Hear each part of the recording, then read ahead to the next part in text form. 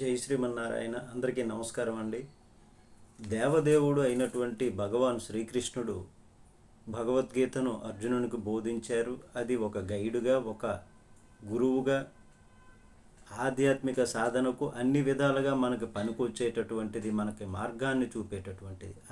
అట్లాంటి మహానుభావుని సంకల్పం మాత్రం చేతనే ఈ జగత్తు సృష్టించబడింది, జీవింపబడుతుంది, లయింపబడుతుంది. ఈ కలియుగంలో అట్లాంటి మహానుభావుని యొక్క లీలలు, ఆయన నామాన్ని స్మరణ, వాసుదేవ అని స్మరించుకున్న, కృష్ణాయ నమః అని స్మరించుకున్న, నారాయణ అని స్మరించుకున్నటువంటి పలికి మనం ఒక అడుగు ముందుకు వేస్తే భక్తి మార్గంలో 10 అడుగులు మనం ముందు వేస్తారు ఆయన. ఎన్నో ఉదంతాలు చూసాం. భక్త ప్రహ్లాదుడు ఇట్లాగా పాండవుల్ని అనుక్షణము కూడా రక్షించి ధర్మస్థాపన చేశారు వాళ్ళ చేత. అందరికీ తెలిసినటువంటి విషయమే.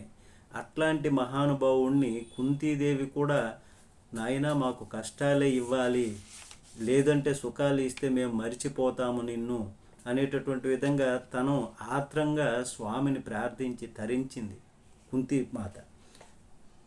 ఓ పుండరీకాక్ష, ఓ వాసుదేవ, ఓ కరుణామయ, ఈ లోకాన్ని ఉద్ధరించడానికి నీవు అనేకమైనటువంటి ధర్మస్థాపన చేయటానికి అనేక అవతారాలు ఎత్తావు.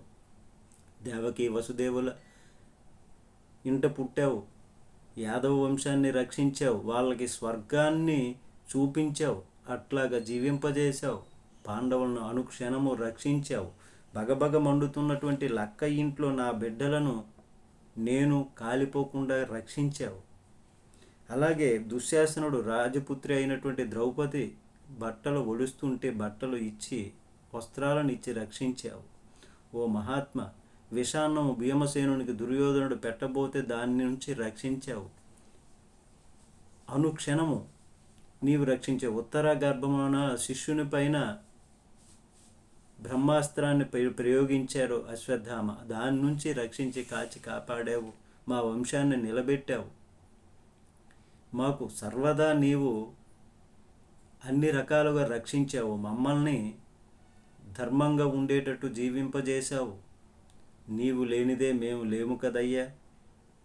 నీవు ఎంత గొప్పవాడవు.